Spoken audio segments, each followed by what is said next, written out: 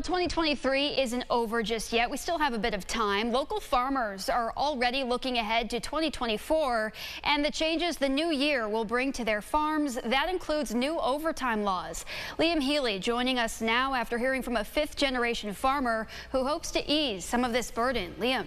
Yeah, that's right, Natalie. Jamie Sonneville grew up in Wayne County on an apple orchard. Today, she lives just around the corner from her childhood home and still works on her family farm alongside her husband, who's also a fifth-generation farmer out in Williamson. Much like any business, though, they often found themselves drowning in paperwork and constantly changing regulations. That's when Jamie's background in IT came into play to help level the playing field.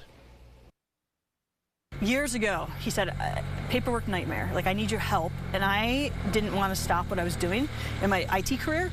So I said, what if I build you an app? The app called AgriTrack today helps to run not only her farm, but a growing number across the state and the country after just a few years of development. Now, with the new overtime laws going into effect in New York State on January 1st, where OT is required for any worked hours over 56 hours in a week, something like Sonneville's app can be invaluable.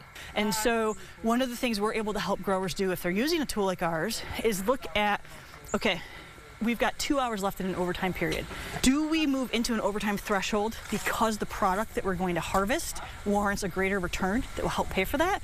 Or are we going to harvest something that absolutely is not going to pay for overtime and we might as well wait until the next payroll period starts? The upcoming reduction in hours has been a common topic for Steve Ammerman from the New York Farm Bureau, hearing already from farmers that they've already felt some of the impacts of having to cut back on hours. Threshold was set at 60 hours. It's going to go to 56 starting in January and continue to ratchet down.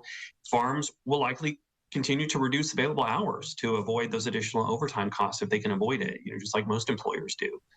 On the flip side, when employees are wanting more hours, one orchard just told me last week that they had 10 workers not come back this year because of the limited hours.